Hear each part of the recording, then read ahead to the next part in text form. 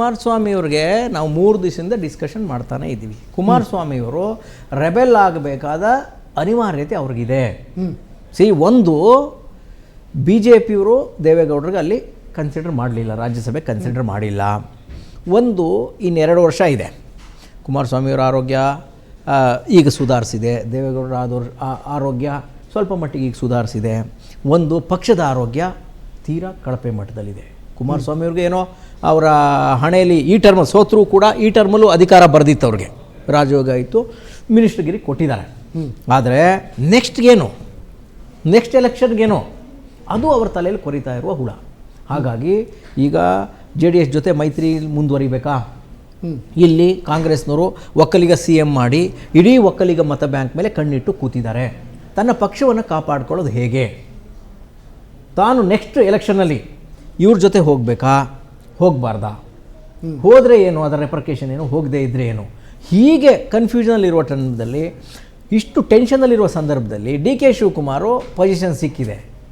ಇವರು ತುಂಬ ಚಾಣಾಕ್ಷನ ರೀತಿ ವರ್ತನೆ ಮಾಡೋಕ್ಕೆ ಶುರು ಮಾಡಿದ್ದಾರೆ. ಖರ್ಗೆ ಅವ್ರ ಕಾಲಕ್ಕೆ ಬಿದ್ದರು, ಸಿದ್ದರಾಮಯ್ಯನವ್ರ ಕಾಲಕ್ಕೆ ಬಿದ್ದರು.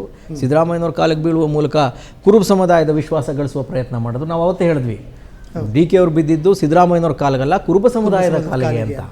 ಎರಡನೇದು, ಎಲ್ಲ ಮಾಜಿ ಮುಖ್ಯಮಂತ್ರಿಗಳನ್ನ ಭೇಟಿಯಾಗಿ ಬಂದರು, ದೇವೇಗೌಡರ ಹತ್ರನೂ ಹೋಗಿ ಆಶೀರ್ವಾದ ತಂದರು. ಈಗ ಕುಮಾರಸ್ವಾಮಿಗೂ ಹೋಗಿ ಬೇಕಾದ್ರೆ ಕಾಲಿಗೂ ಬಿದ್ದುಬಿಡ್ತೀನಿ ಅಂತ ಹೇಳಿದ್ರೆ, ಈಗ ಪ್ರಖರ ಎದುರಾಳಿಯನ್ನು ಬರೀ ಸ್ಟ್ರಾಟಜಿಲಿ ಮುಗಿಸ್ಬಿಟ್ರೆ ಏನಾಗಬೇಕು? ಅಷ್ಟು ಅರಿದೇ ಇರೋ ದಡ್ರೇನಲ್ಲ ಕುಮಾರಸ್ವಾಮಿ. ಅವ್ರಿಗೆ ಗೊತ್ತಿದೆ DK ಬಂದರೆ ಯಾಕೆ ಬರ್ತಾರೆ, DK ಬಂದು ನಾನು ಅವರು ಕೈ ಕುಲ್ಕಿದ್ರೆ ಅದರ ಪರಿಣಾಮ ಏನಾಗುತ್ತೆ, ನನ್ನ ಕಟ್ಟಾ ಬೆಂಬಲಿಗರ ಪಾಲಿಗೆ ನಾನು ಕೊಡುವ ಮೆಸೇಜ್ ಏನು ಈಗ ಅನ್ನೋದು ಕರೆಕ್ಟಾಗಿ ಗೊತ್ತಿದೆ. ಹಾಗಾಗಿ DK ತುಮಕೂರಲ್ಲಿ ಬಳಸಿದ ಅತ್ಯಂತ ಕಠಿಣ ಶಬ್ದವನ್ನು ಜ್ಞಾಪಿಸಿ ತನ್ನ ಚಾಣಾಕ್ಷತೆಯನ್ನು ಕುಮಾರಸ್ವಾಮಿಯವರು ಮೆರೆದಿದ್ದಾರೆ. ಫ್ರೀಡಮ್ ಟಿವಿ ಯಾವಾಗಲೂ ಹೇಳ್ತಾರೆ ಕರ್ನಾಟಕದ ಚತುರ ಅಂತ ಕುಮಾರಸ್ವಾಮಿಯವ್ರನ್ನ. ಅಮಿತ್ ಶಾ ಕರ್ನಾಟಕದ ಅಮಿತ್ ಶಾ ಕುಮಾರಸ್ವಾಮಿ. ಅವ್ರಿಗೆ ಗೊತ್ತು ಯಾವ ಸಂದರ್ಭದಲ್ಲಿ ಏನು ಮಾತಾಡಬೇಕು, ಏನು ಕೆಲಸ ಮಾಡಬೇಕು, ಅವ್ರಿಗೆಲ್ಲ ಗೊತ್ತು. ಆ ಕಾಲದಲ್ಲಿ ಪ್ರಹ್ಲಾದ್ ಜೋಶಿ ಅವ್ರನ್ನ ಹಿಗ್ಗಾಮುಗ್ಗ ಹೀನಾಯವಾಗಿ ಬೈದ ಕುಮಾರಸ್ವಾಮಿಯವರು ಮೆತ್ತಗೆ BJP ಹೈಕಮಾಂಡ್ ಸಖ್ಯವನ್ನು ಸಾಧಿಸೋದ್ರಲ್ಲಿ ಪಟ್ಟಂತೆ ಯಶಸ್ವಿ ಆಗ್ತಾರೆ. ಹಿಂದೆ ಸಿದ್ದರಾಮಯ್ಯನವ್ರನ್ನ ವಾಚಾಮಗೋಚರವಾಗಿ ಬೈದ ಕುಮಾರಸ್ವಾಮಿ ಸಂದರ್ಭ ಬಂದಾಗ ಅದೇ ಸಿದ್ದರಾಮಯ್ಯನವರ ಬೆಂಬಲದಿಂದ ಮುಖ್ಯಮಂತ್ರಿ ಆಗ್ತಾರೆ.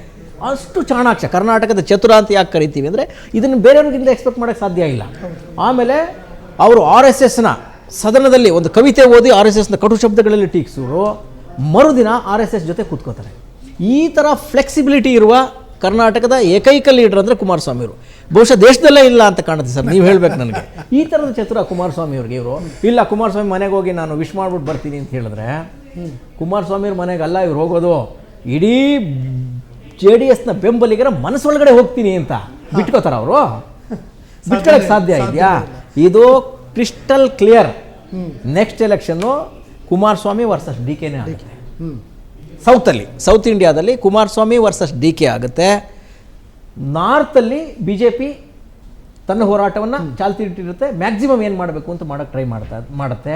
ಸಿದ್ದರಾಮಯ್ಯನವ್ರ ರೋಲ್ ಹೇಗೆ ಇರುತ್ತೆ ಅನ್ನೋದು ಇನ್ನೂ ನಮಗೆ ಮೇಲ್ನೋಟಕ್ಕೆ ಇನ್ನೂ ಅರ್ಥ ಆಗ್ತಾ ಇಲ್ಲ. ಯಾಕೆಂದರೆ ಮೌನದ ಮೊರೆ ಹೋಗಿದ್ದಾರೆ ಸಿದ್ದರಾಮಯ್ಯನವರು. ನೆಕ್ಸ್ಟ್ ಸರ್ ಈಗೇನು ಇದೆಲ್ಲ ನಡೀತಾ ಇದೆಯಲ್ಲ ಸರ್, ಬೇರೆ ಏನೂ ಅಲ್ಲ, ಎಲೆಕ್ಷನ್ನ ತಯಾರಿ ಇದು.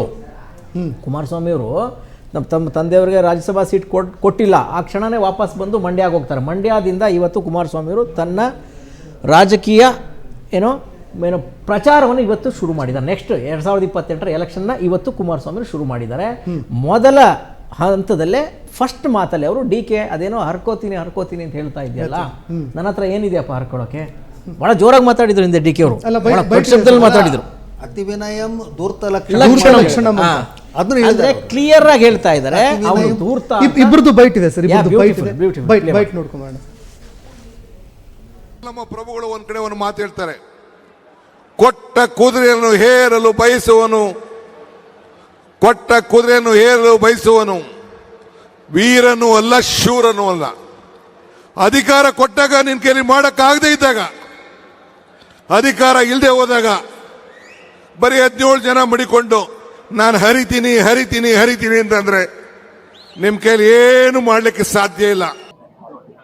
ಈಗ ಅವರೇ ತುಮಕೂರಿನಲ್ಲಿ ಭಾಷಣ ಮಾಡಿದ್ರು, ಕುಮಾರಸ್ವಾಮಿ 2 ಬಾರಿ ಮುಖ್ಯಮಂತ್ರಿಯಾಗಿ ಏನ್ ಕಿತ್ತಾಕಿದ್ದಾರೆ ಅಂತ.